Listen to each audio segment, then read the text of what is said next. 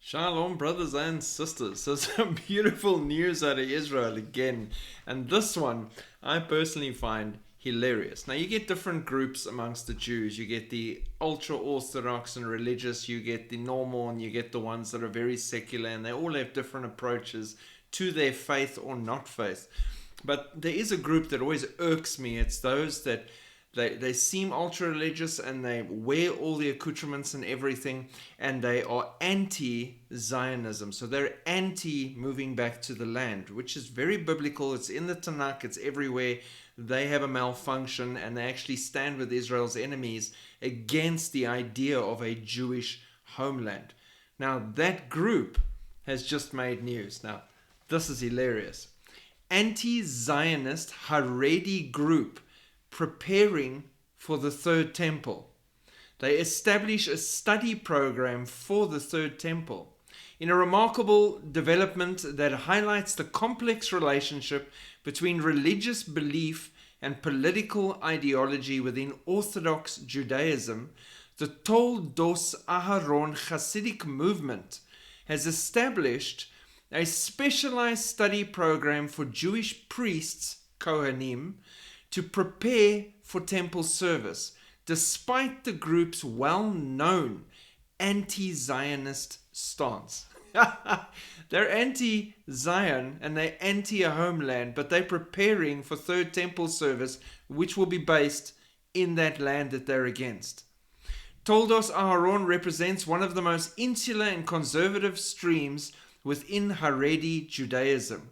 The Hasidic group is characterized by extreme conservatism, fervent opposition to Zionism, typically rejecting the legitimacy of the modern state of Israel, and maintaining strict separation from Israeli society and institutions.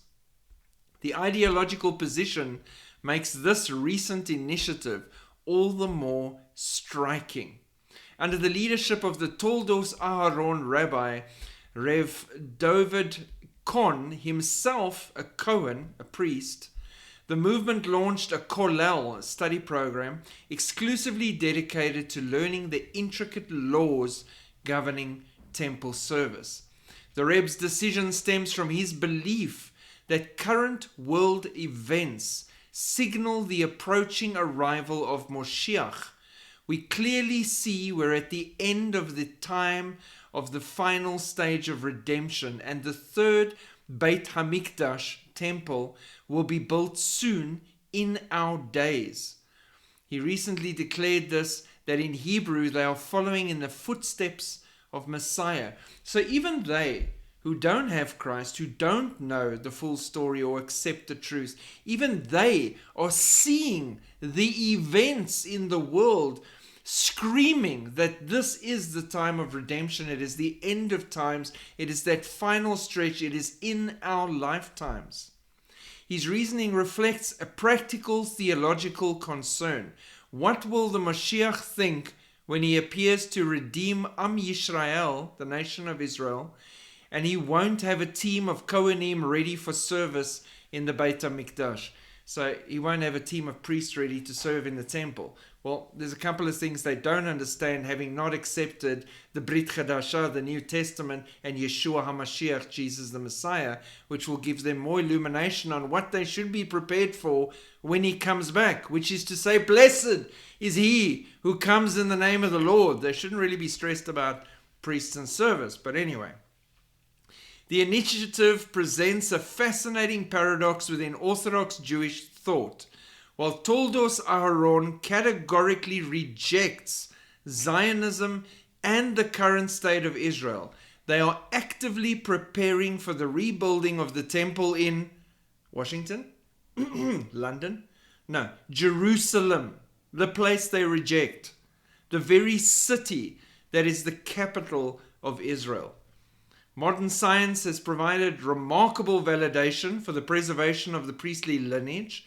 Over 98% of Jewish men who identify as Kohanim share a specific genetic marker, providing scientific evidence for the integrity of the patrilineal priestly heritage that has been maintained for nearly 2,000 years since the destruction of the second temple.